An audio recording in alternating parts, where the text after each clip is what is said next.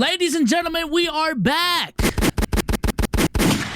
Ladies and gentlemen, we are back. Welcome back to another episode of Sipping with SOLZ. Episode 25, actually. I checked the last part. It was episode 24. So I missed calling out the Kobe episode. And I missed calling out the Michael Jordan, LeBron James episode. And now I get to call out the McHale episode, the Ben Simmons episode. Like, what is this? This is insane. But welcome back to another episode of Sipping with SOLZ, your number one news source for all things content creation, marketing, internet culture. I think just hopped in a meeting today about our goals for this podcast. I think moving forward, we're really going to key in on this podcast specifically being a podcast for the social media, that the aspiring social media person, someone who wants to stay in tune with, you know, what's going on in internet culture, what's going on in the content creator world / sphere, because this space right here is something that I'm very, very passionate about. I think it is the only thing in the last 5 to 7 years that has competed with my interest to basketball, because I started all of this being a basketball fan turned internet dude. But with how much I've indulged in internet culture and content creator culture, I truly do believe that just talking about social media and marketing has become my real, true passion now. I ain't gonna lie. So a lot of passionate talks going on over here. But we have a lot to talk about today, y'all. We have a lot to talk about today. A lot has happened in the content world since we last talked. I think our topic list is actually much better this pod than last pod. For one, just to give y'all what's on the docket, the Kanye University has officially launched. So a lot of conversations going on with the Kanye University. I also want to talk about Fanum and Lacey and this potential fallout happening.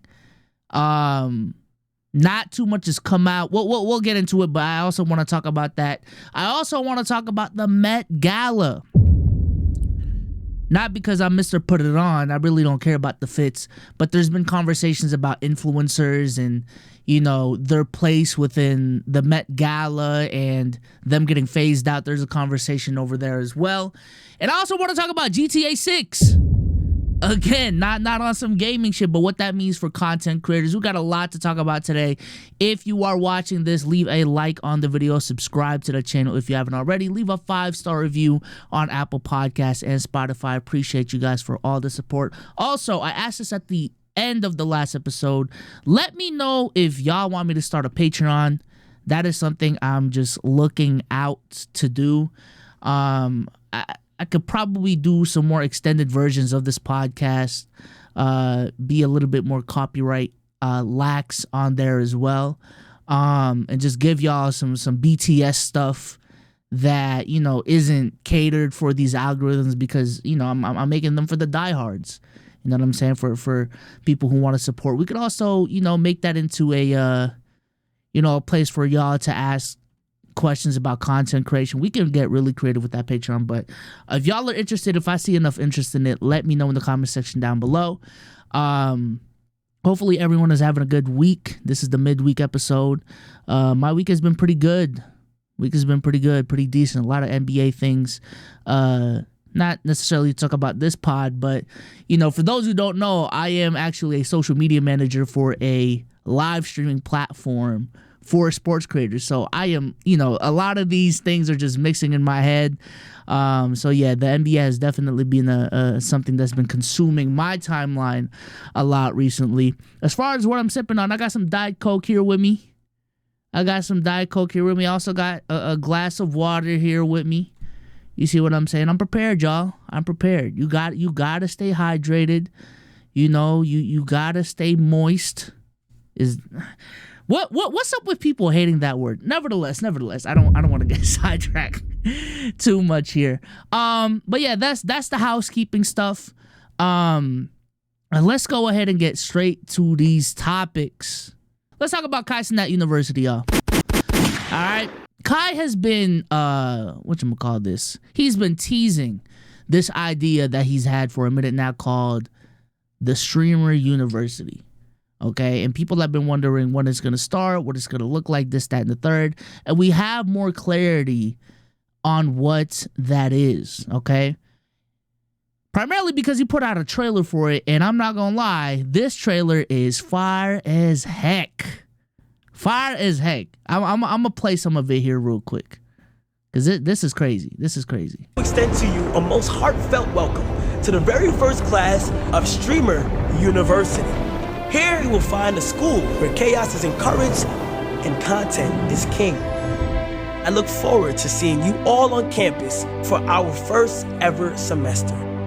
Sincerely, Headmaster Kai Cenat. Last but not least, Reggie.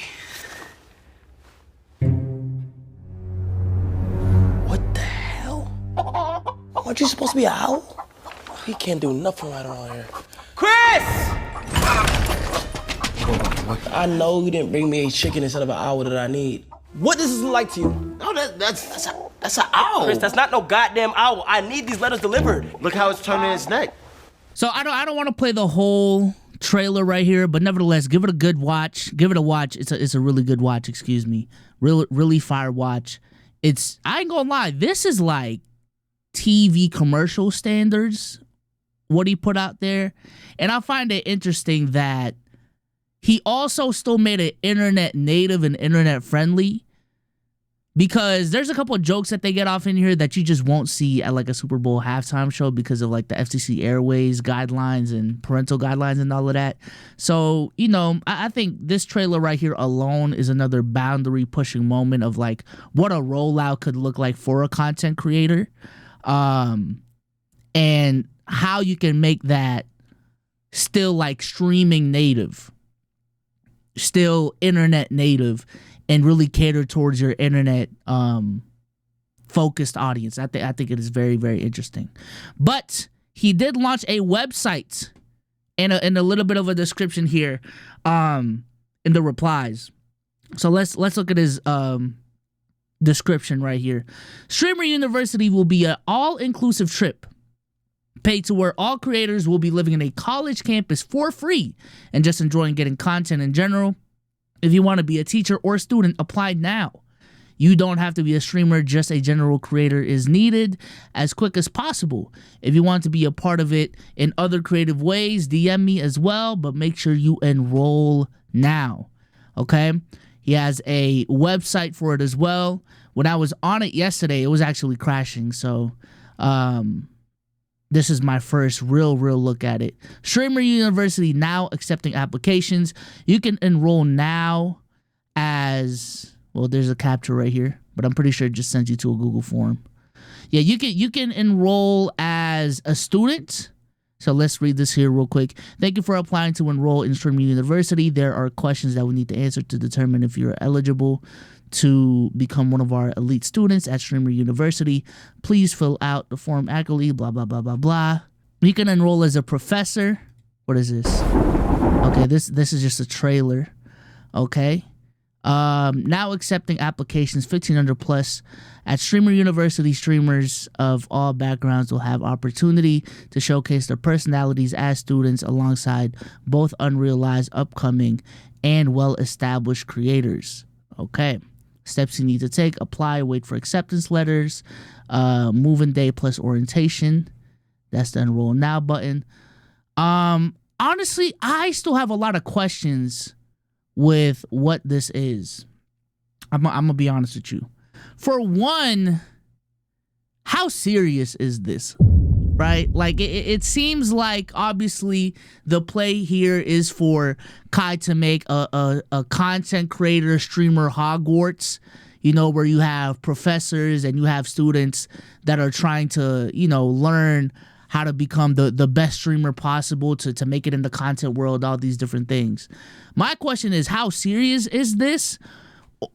One, and two, like, if this is just going to be some content trolly shit, kind of on the same lines of you know, when AMP made the "Are You Smarter Than the Fifth Grade?" Like, is this gonna be mainly content for Kai Cenat, or is this some serious, like, yo, you know, if you really want to grow within content creation, this is something that you should do. Or it could be both, right? It could be both a place for you to, one, network, two, create content, and three, actually learn shit.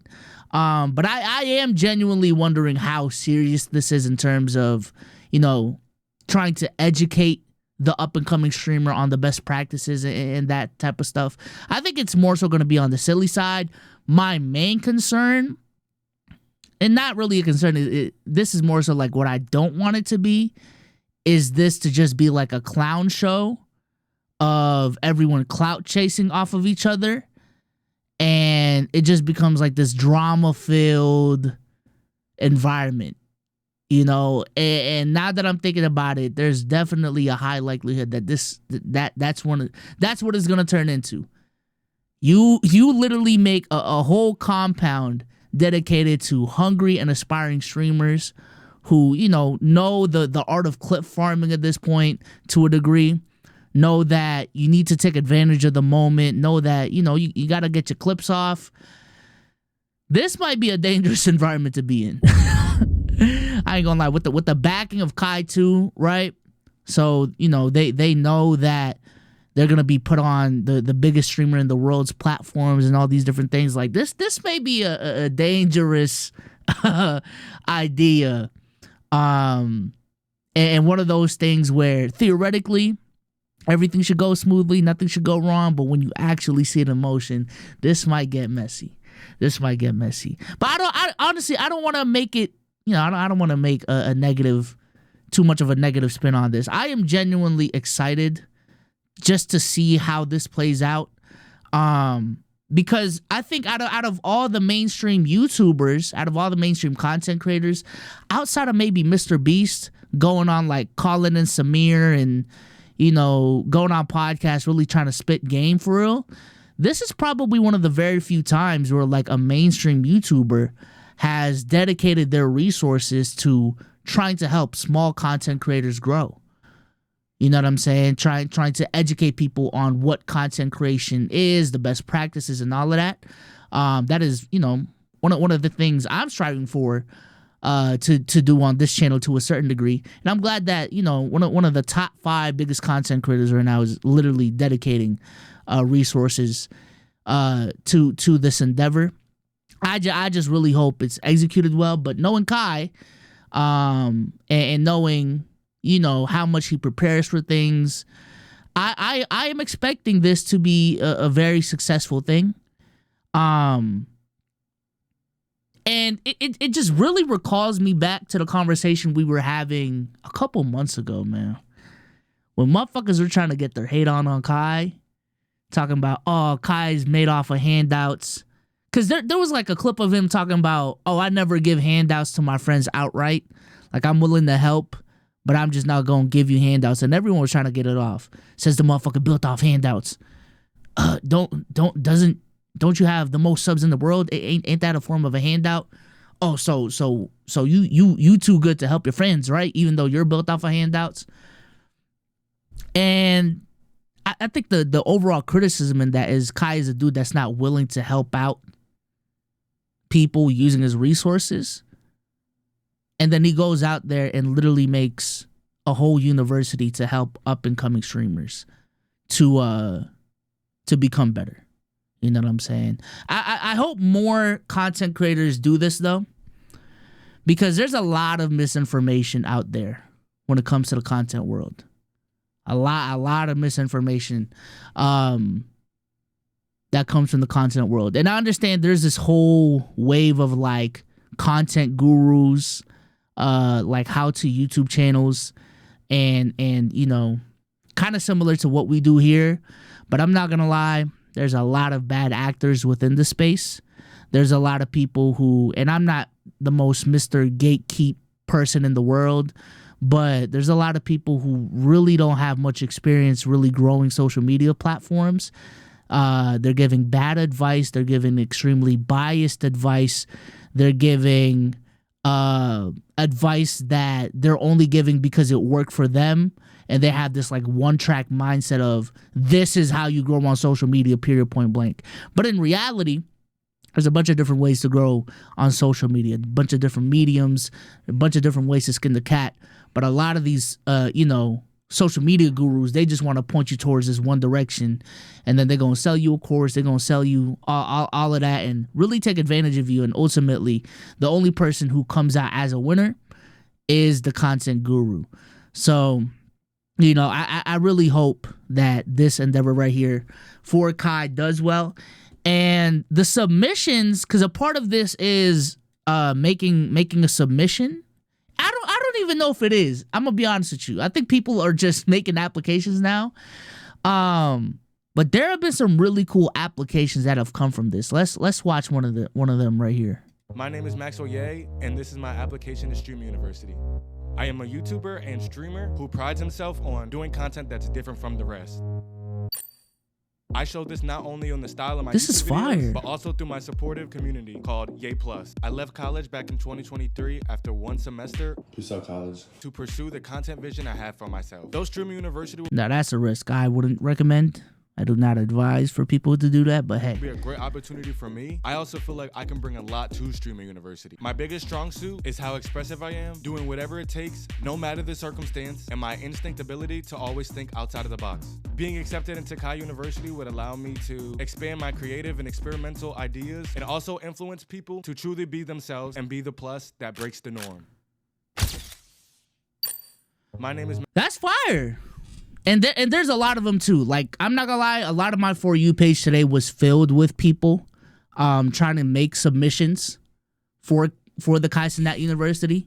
And a lot of them are very interesting. I seen a couple creators with like 500 followers, a couple of them with 100,000. So it really does vary. The reason why I'm excited for this is because I've maintained this belief that there are a lot of very entertaining people out there that have just not realized the potential of social media and what it could do for their life. Like I'll give y'all a perfect example. Like, I consider myself very successful in this social media game, right? In this influencer game. But I'm gonna be honest with you, there's a couple people that I know in high school, just knowing them personally, that I feel like, yo, if this motherfucker took social media seriously, just because of how naturally entertaining they are, they would go crazy, right? And I'm gonna be honest, even with myself and the collective that I'm around, I don't even think I'm the most entertaining person. And maybe that's me selling myself short, but I don't think I'm the most entertaining person out there, right?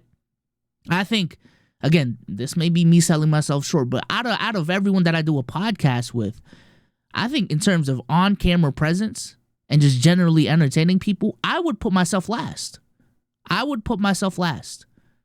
However, what separates me from the rest of the crowd is, one, my work ethic, and two, just knowing how to market myself and knowing the strategies for these different platforms, how to implement them, and actually executing on it. You know what I'm saying? Because what's a plan if you don't execute on it, right? I'm really hoping that this Kai Cenat University really puts light into some very, very talented small content creators, small streamers that just don't know how to market themselves. Because I think specifically for streaming, that's the biggest problem a lot of small streamers have is, yo, you can be the most entertaining person when you hit go live on OBS, right? You can be the most entertaining person in the world.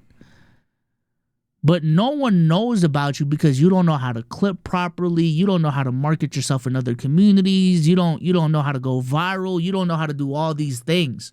But again, I really hope that Kai and, the exposure that he can give and hopefully the knowledge that these creators can actually gain during the university can help in that regard. So, we got a whole new batch of content creators and a bunch of creatives that are pushing the industry forward in much more creative ways than hell even Kai could. You know what I'm saying? Because like this dude right here, really stands out. I don't know a lot of people shooting content like this. You know what I'm saying? Like this is legitimately fire. So shout out to Kai. Really hoping for the best on that front. But yeah, let's go ahead and move on to the next thing. The next thing that I want to talk about is Lacey and Fanum. Lacey and Fanum. So, there was a bunch of cryptic tweets that were posted on the timeline these last couple of days. And maybe some of them not even cryptic. Okay. The Scuba Ryan tweets out something behind the scenes happened, leading to FaZe Banks officially kicking out Lacey out of FaZe effective immediately. FaZe Banks tweets it out. Lacey's kicked from FaZe, not joking, right? And I believe Lacey even, you know what I'm saying? There's some other tweets right here. Lacey tweets out that Banks blocked him, right? Banks has unfollowed him on every platform, right? All these different things. Lacey confirms that he was kicked from FaZe due to something serious happening. It says he'll be working with FaZe Banks to settle it behind the scenes, right? There's even Rage right here confirming that FaZe Banks is kicking Lacey out of FaZe. That was not scripted. But then, literally like 5 minutes before I started recording, he's back. He's back. The script was just so bad, okay? L script, just not believable. The only thing that could even remotely cause this is the whole Marlon situation, because Lacey is very close to Marlon, and Marlon's been getting cooked lately, so, you know, Lacey might get cooked by association. I don't know. That's the only thing. Or some insane behind the scenes shit really went down these last couple of days. But it ultimately just wasn't really believable. Another portion of this though is, and I feel like this is actually much more serious, is AMP Fanum. AMP Fanum. So Fanum has been putting out some cryptic tweets. Or specifically one cryptic tweet as of late, right? He says, they forgot all the shit I did. I was feeding the team when I didn't have shit. I was taking a risk. I done got all of us rich. Is he just spitting a bar? I don't know. Is he talking about AMP specifically?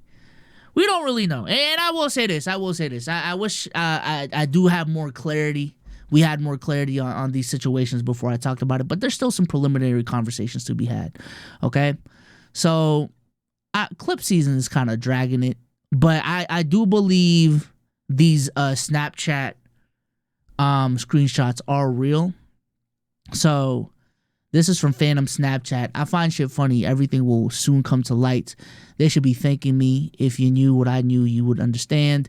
Nothing is coincidence. Everything is always strategic from them. It's never natural anymore. Every move is calculated. Funny how you gotta watch those closest to you, but that's how it goes. They think they're actual gods. We know who God really is. Their God is money. Mine's isn't. Very, very, you know, very bold claims. Very bold claims. And let's see, I think there's another one right here. AMP Twitter page unfollowed me and removed me from having access. Laughing emoji. I bet. Can't wait to find out who came up with this. So that's a part of it as well. And maybe this. Hopefully, I'm not really getting got right here. Jesus Christ.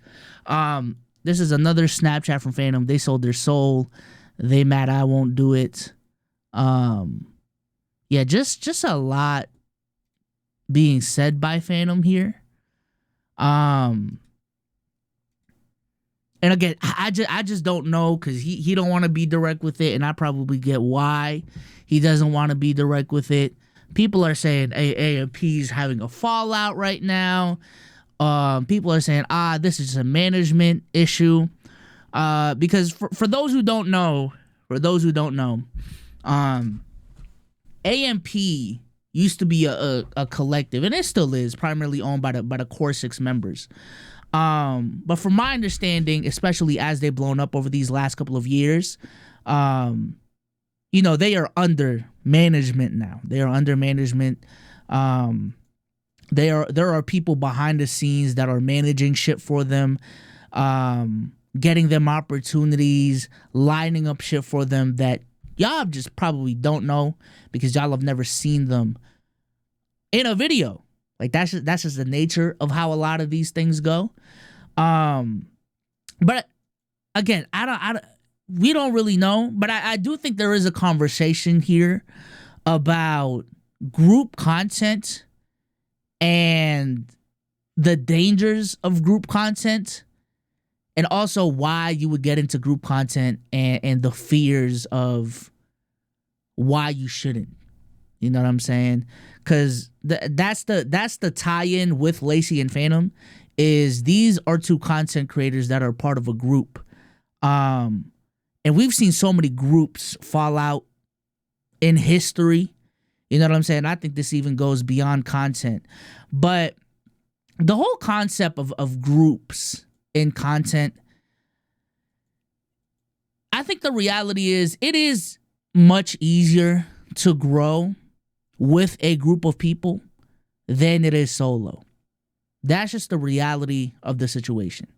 And I do think AMP as a collective, what they've done as a collective, even if it's not just on the AMP channel, just them coexisting with each other, all the content that they've done individually, but incorporating each other into the content has catapulted them into a stratosphere that, even though I was high on them originally, I did not think they would ever become what they become. Like, AMP has just become the craziest thing in the world. You know what I'm saying? But for me, my advice for people when you are doing group content, as a person who's also actively doing group content myself, is always maintain an individual base that you can fall back on. Always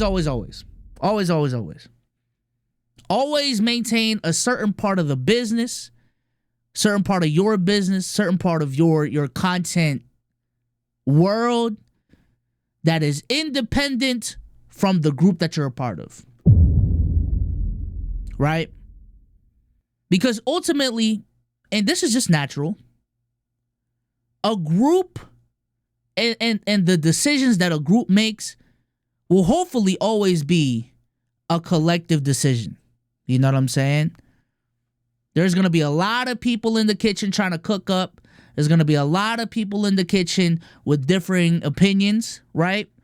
And ultimately what happens a lot of times is, especially if these are people that ideally have the same amount of pull in the group, is that the decision that you land on as a group is ultimately just a compromise of everyone's wants, right?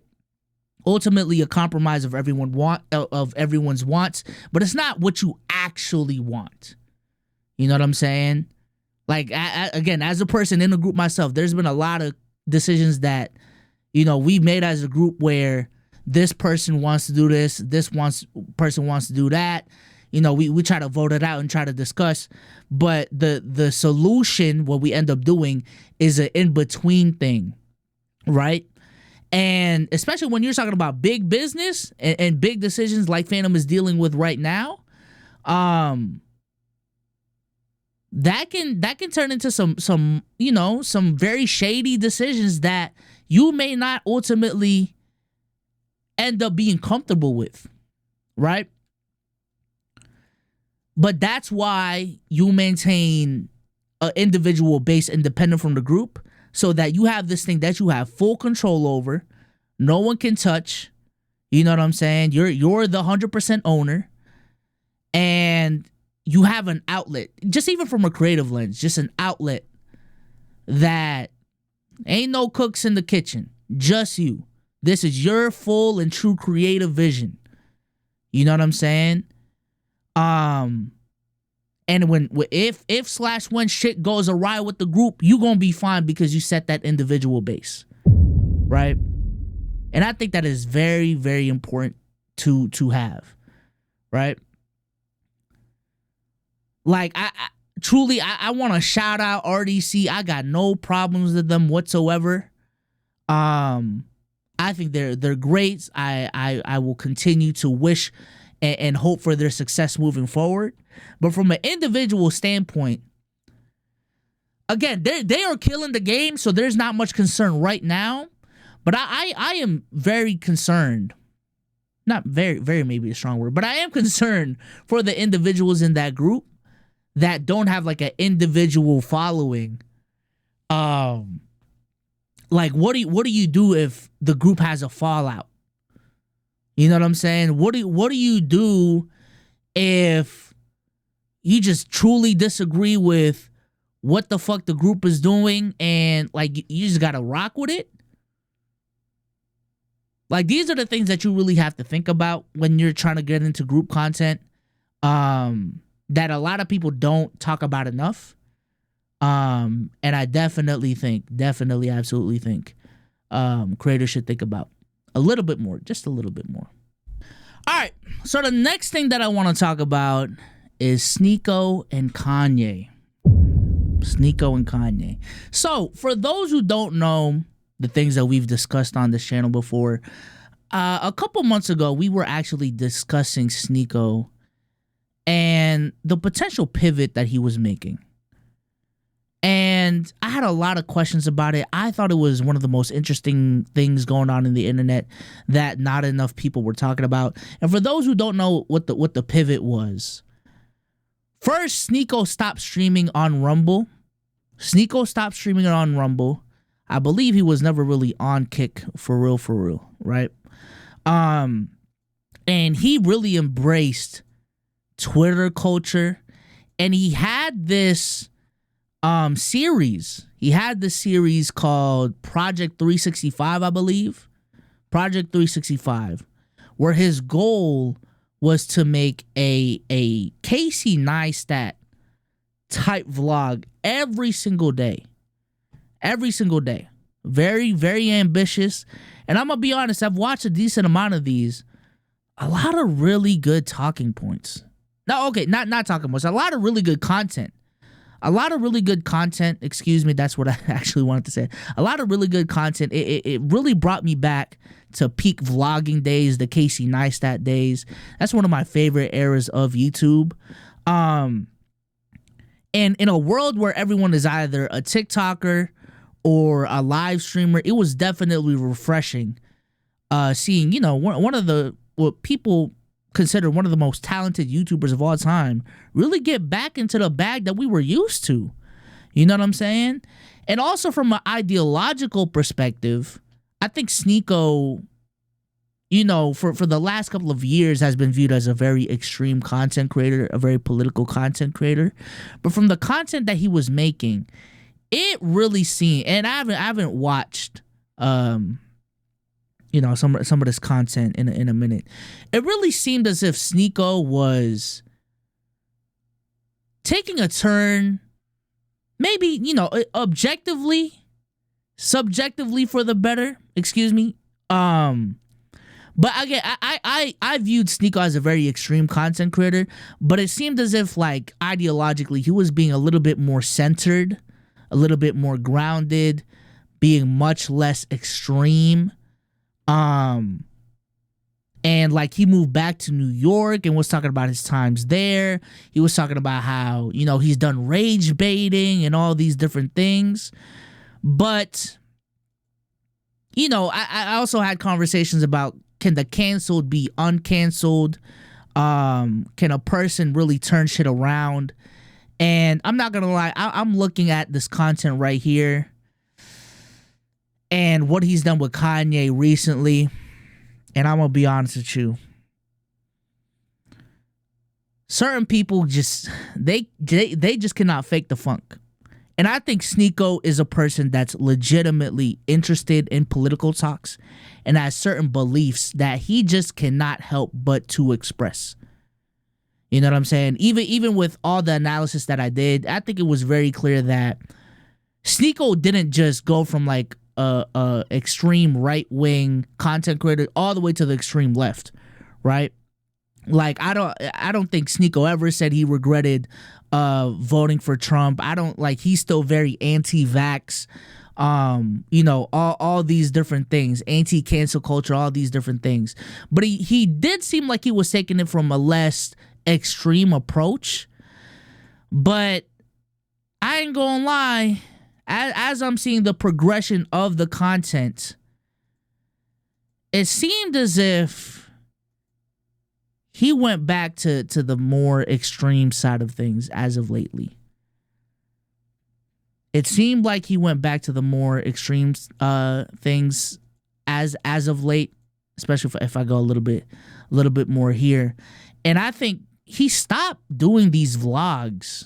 He stopped them, which that alone is like very disappointing to me. But he stopped them. And you might be asking why.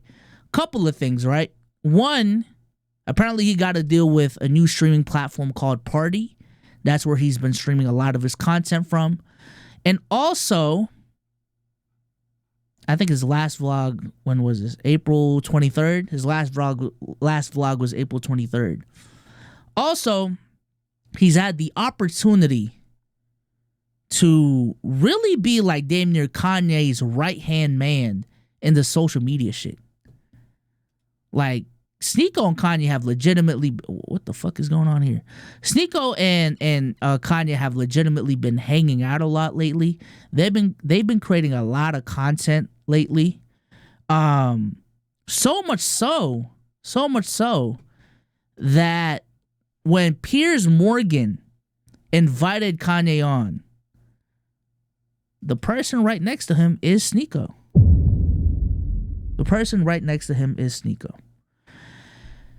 And I think, to me, it pains me to say this because I truly, I really thought Sneako was, I really thought Sneako was trying to make a more genuine change. But to me, especially now, associating yourself with Kanye West to the degree that he's associating himself with Kanye West proves to me that if extreme views will get you money, ultimately, like, Sneako is prone to fall back on extreme views. And I don't give a fuck if you associate with Kanye in 2025 with all the things that he's saying. You are associating with a very, very extreme person, and you know exactly what the fuck you're doing associating with Kanye West right now. You know what I'm saying? All the ideas of you being more grounded and less rage baity, that shit is thrown out the window when you associate yourself this heavily with Kanye. You know what I'm saying? And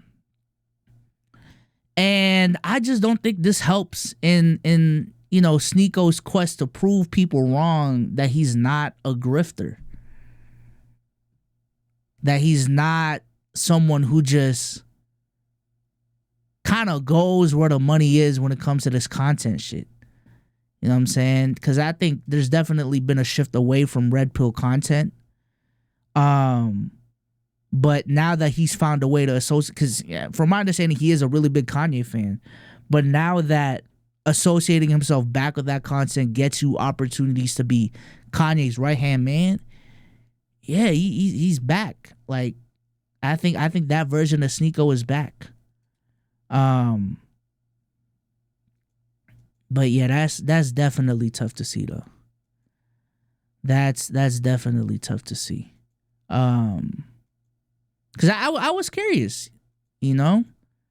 And I do find it kind of poetic and ironic at the same time that he's specifically working with Kanye.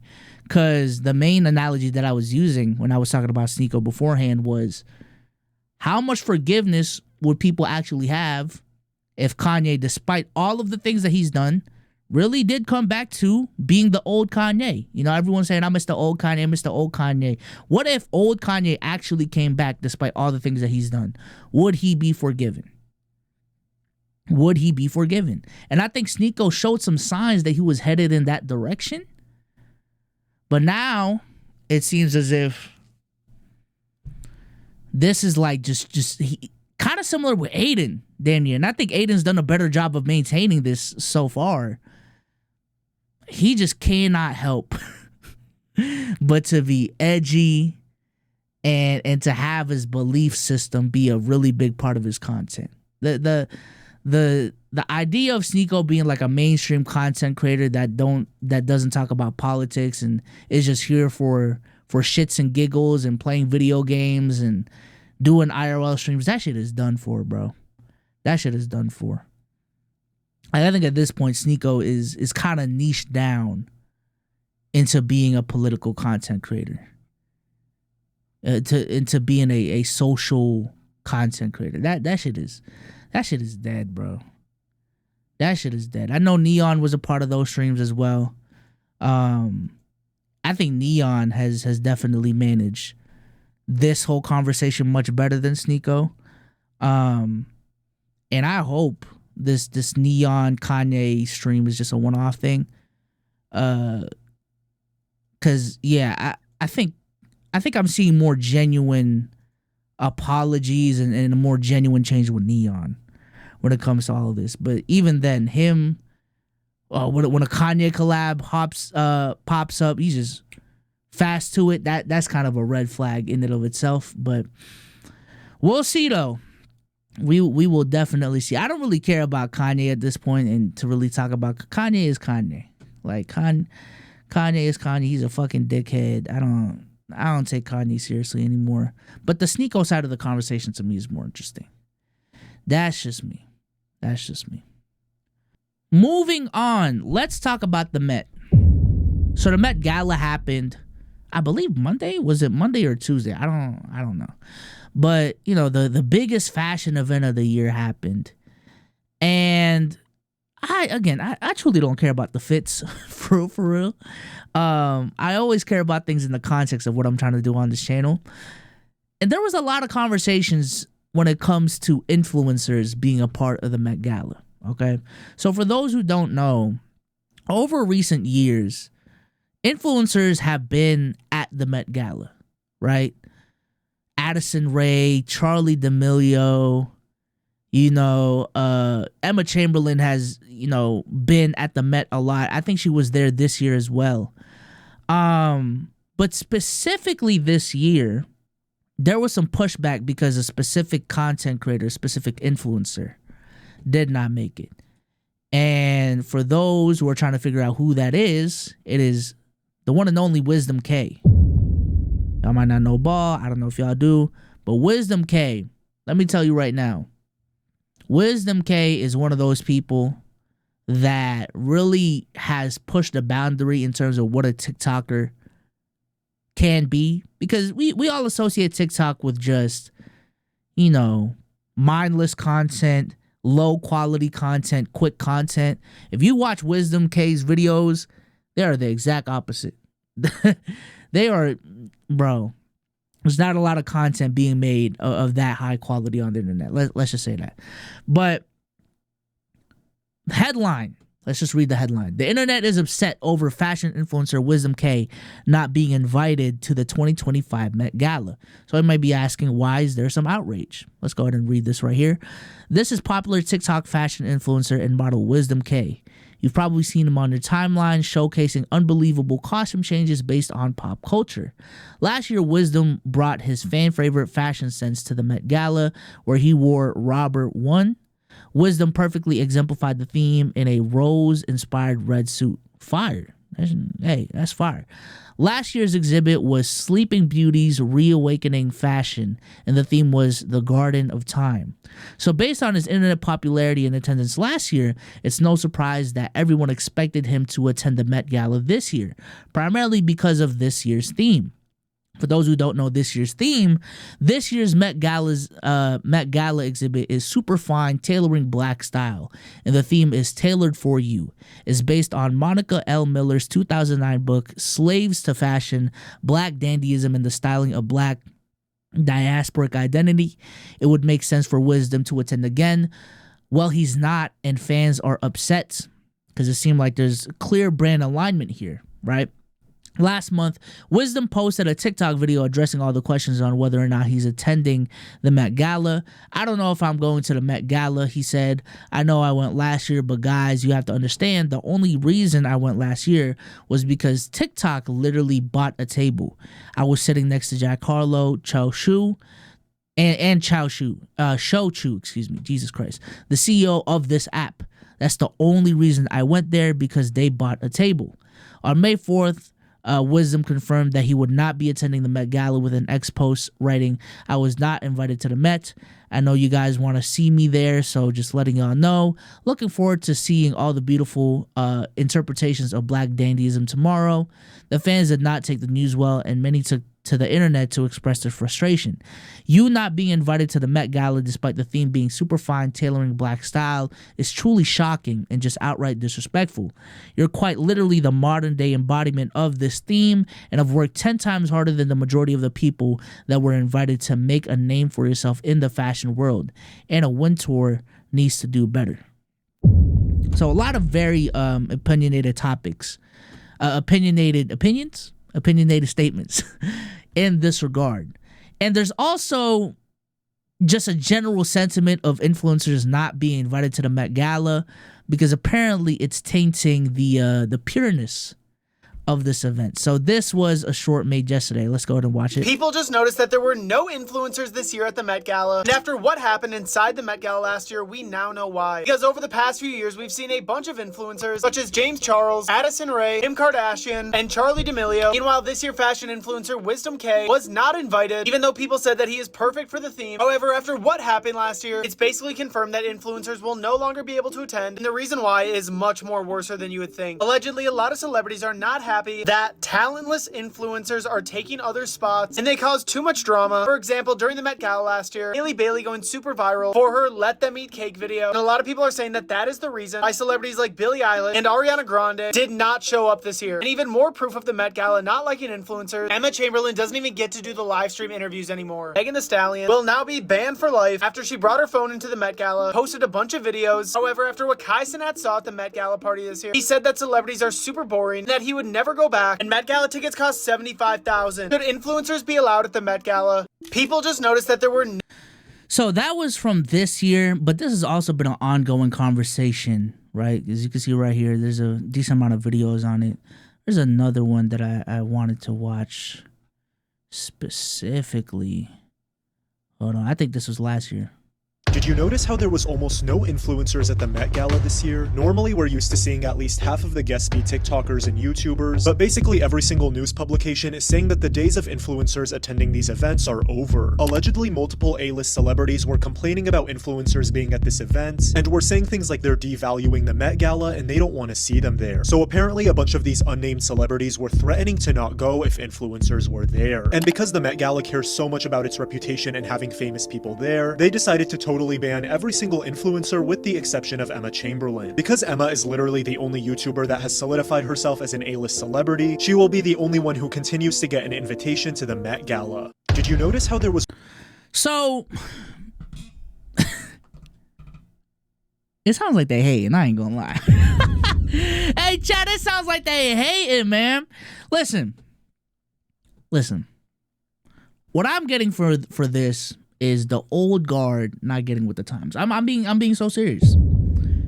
This idea that influencers and A-list celebrities are two things that can never be the same thing.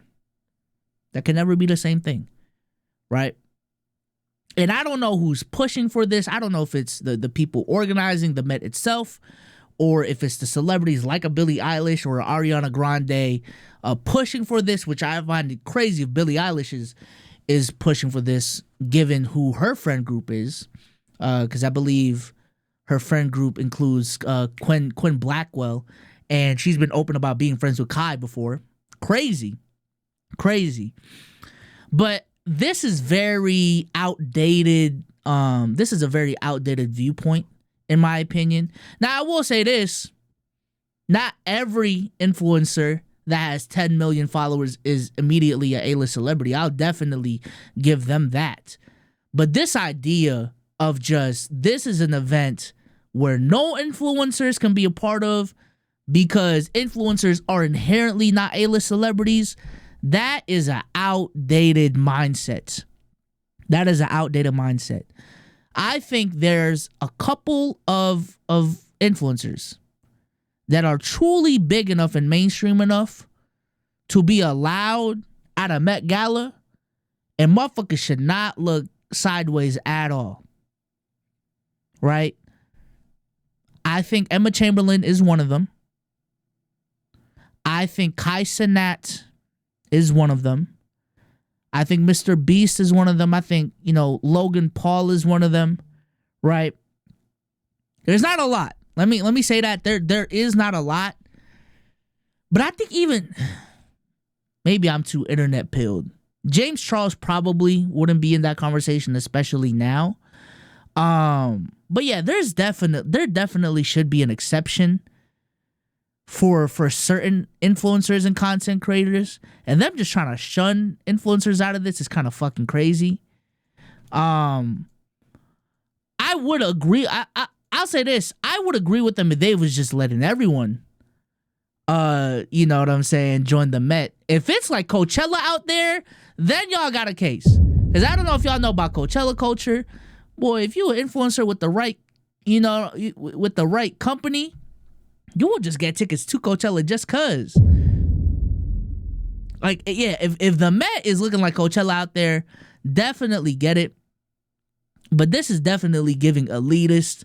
This is giving gatekeeping to the highest order. I think the talent conversation too is interesting, right? Let me say this. Being talented, especially in 2025, is not an inherent trait of a celebrity. Way too many Nepo babies running around, way too many non-talented people getting fame, like true fame, for that to be the case. So then it just becomes a conversation of pure motion. How much motion do you have? And a lot of these influencers, I'm gonna just keep it a stack, have worked. I'll put that word out there. Have worked their way to having more motion than a lot of motherfuckers at the Met. That's just what it is. That's just what it is. Now, is Wisdom K specifically, the person who I mentioned at the beginning of this video, one of them? That I think is an interesting conversation. That I think is an interesting conversation. From my understanding of Wisdom's platform, I do not think he is big enough and mainstream enough to be in that Kai Cenat, Logan Paul tier creator. And maybe he is, and I just don't know ball. Maybe he is, and I just don't know ball. I don't think he's in that tier. However, I think he makes up for it with being so much into fashion and making fashion, high-end fashion specifically, so much a part of his brand that it aligns way too much to not invite this dude specifically to the Met. You know what I'm saying? Like, it's kind of like in the NBA world, like it's a no-brainer to invite Kenny Beecham to an NBA event specifically because of the pull that he has within the NBA community. And then you look elsewhere at the people who are adjacent to the NBA but not really about the NBA, and then invite them. But Kenny specifically, he should be one of the first people. If we're looking at influencers, he should be one of the first people we're tapping into because he's so aligned with the brand of the NBA. So same thing with the Met. Because of what the Met is, Wisdom K should be at the top of that fucking list. Right? Emma Chamberlain, off of precedence, should be at the top of that fucking list. And then we'll look at a Kai Cenat. And then we'll look at a Mr. Beast. Right? But I don't know. It just seemed very elitist. Very, very elitist. It did seem like the after party was not as gatekeepy as the actual Met itself. As it should, I guess. God damn, if y'all gatekeeping the after party, Jesus Christ. But yeah, I don't know. This is just, man, y'all hating, man. Y'all hating on these new guys. Yeah, let's go ahead and move forward. Last thing that I want to talk about today, for real, GTA 6, man. I want to introduce a new segment to every podcast.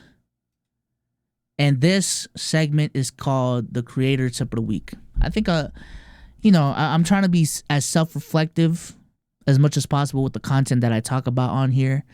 And even in this pod, like, a lot of it is too negative. And I know, a select number of y'all are looking at this platform as a way to learn more about content creation and to better yourself as a content creator. And there's too much negativity being put out there. Let's get positive, okay? Let's get positive. Let's give out some good tips so that I can actually help y'all in y'all journey. Because as much negative as I talk about content creation, there is a lot of positive things, and I am definitely grateful for all the opportunities that it's given me.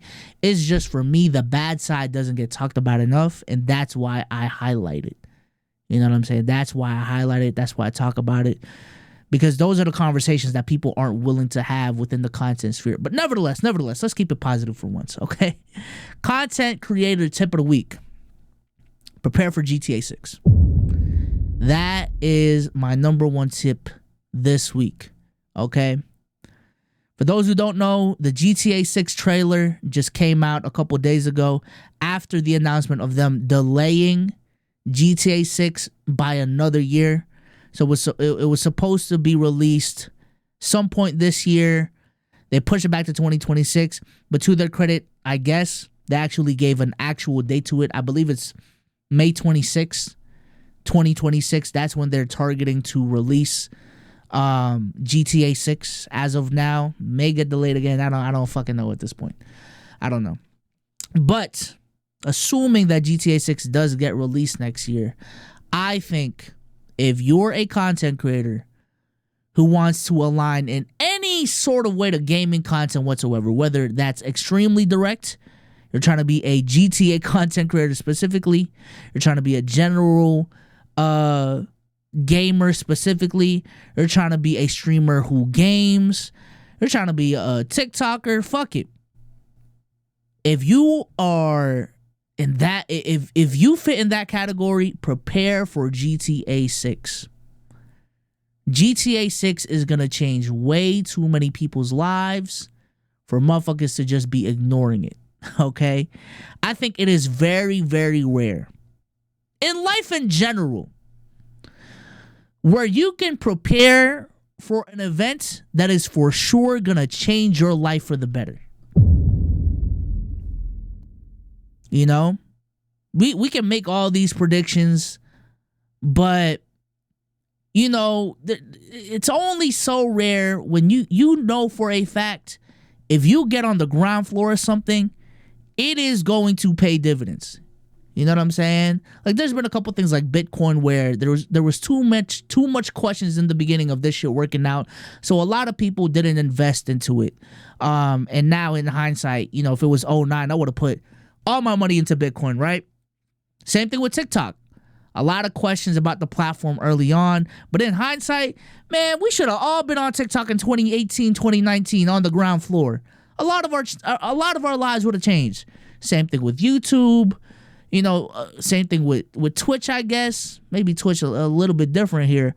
But there's a lot of things in life that fall under that category of, damn, if I knew what it was going to become, I should have got on the ground floor.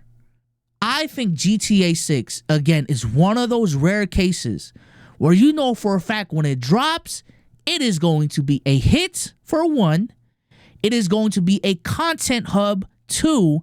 And 3, you know for a fact, because we have seen it with the last iteration of this game, that this is a game that is going to be relevant, that is going to be played for a very, very, very long time.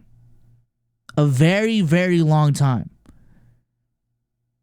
It is rare to know that going into a game. I think the closest thing to that recently was probably Elden Ring. But even that, it's like I didn't think it was gonna become as big as it was. But I think even Elden Ring is gonna pale in comparison to what GTA 6 is gonna be.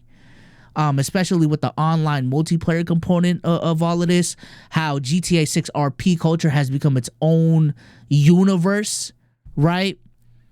I think GTA 6 is something that content creators, aspiring content creators, should be preparing for right now. Right now. Because I also think, mind you, we're not dumb. Everyone knows it's going to be a big release. All the streamers, all the pro content creators, all the established people, they're going to get on it on day one. So if you are trying to prepare for GTA 6 and you haven't made a lick of GTA content until release dates, and the video you put out there is going to be, what, GTA 6 walkthrough part 1? You are already behind. I'm telling you right now, you are already behind the curve. You should have been preparing beforehand. You should have been planning about your content strategy beforehand. You should have been establishing a base beforehand. Been getting familiar with the GTA community beforehand. Been networking beforehand so that you have a stronger base for when GTA 6 comes out. And I'm telling you, again, this is a game that has the potential. Not even potential. It is going to change a lot of people's lives. The question is, will you be one of them? That's what it is. That's the real question. This is going to change a lot of people's lives. Will you be one of the content creators whose lives is changed because of this? And my advice is prepare. Prepare for GTA 6. Please prepare for GTA 6. I do not think y'all will regret it. Let's go ahead and talk about a couple other small things. This is a small thing that I want to talk about here real quick. Dexerto tweets out, Netflix is working on a TikTok-style vertical feed to help users discover new content.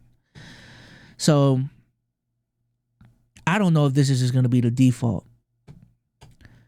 I'm going to be honest. This shit is ass. This shit is ass. I am so tired of tech companies, social media companies specifically, just ripping TikTok's discoverability method and adding it to whatever they got in such a blind fashion. I am so fucking tired of it. I think it is so lazy. And this idea that form of discoverability works for every content medium is so ass and lazy. I think TikTok works because of its vertical, the content in and of itself being vertical in nature. That's why it works, right? But for YouTube's a little bit different because they made a whole different sector for it, right? Instagram, again, a whole sector for it. That's completely different. But when Spotify tries to add a vertical feed, like Spotify, what are we doing? Right? Spotify? When Netflix adds a vertical feed, what are we doing? I think we're not even I feel like we're not even talking about exactly why this is effective. And we're also not considering other options. I think for Netflix specifically, because a lot of their content is long form in nature, on demand produced content, I think the discoverability method that they should be aiming for is YouTube. If they want to make a discoverability switch, copy YouTube. Oh my goodness. It is literally fucking perfect for what they're trying to do. I think another example is Twitch. I don't know if y'all have gone recently on Twitch, but Twitch's discoverability is like a TikTok clone now, and it just does not hit. I have never found a new streamer off of Twitch's For You page. It just doesn't hit in a live stream setting when you're scrolling and you're such in the middle of something that you don't know prior context to, that you're just like, what the fuck am I watching? Like, what is this, right? But on TikTok it's different, because when you scroll up, you are starting to see the start of something fresh, right? The start point is the actual start point, and it ends at a certain point, and then it just loops. When you're consuming a live stream, you're jumping into the middle of action, not knowing how it's set up, not knowing the context of all of this. Like, it's just completely fucking different. And the same goes for Netflix. Unless these productions are gonna make like TikTok native videos to promote their content, maybe that's a little bit better. But even when you look at, because I consume some of them, like movie clips on TikTok, they aren't promotional material. Like, they are made natively to be consumed on TikTok, to be shareable, to be engaged with. Like, these aren't teasers for the main thing and they're trying to convert motherfuckers to watch the main thing. Like, that's not it. Like, a lot of it is meme culture as well. Is that going to be on Netflix? Ultimately, I think this is a lazy change. I think this is ass. And yeah, I'm just not a fan of a lot of, like, Twitter. What's the point of this video feed? Like, why the video discoverability right now is fine as is. What is this TikTok clone bullshit you trying to, like? I don't know, bro. A lot of this shit just pisses me off. A lot of this shit just pisses me off, because on Twitter there's so much things to work on. That's what y'all are focused on. AI is what y'all are focused on. Jesus Christ. I don't know. But with that being said, I think I'm gonna close it for this episode of this podcast. Definitely a lot to talk about this pod. I appreciate y'all for coming through. Also, can subscribe to the channel if you haven't already. Trying to bring on a little bit more guests moving forward. And with that being said, I'm out of here, man. Peace.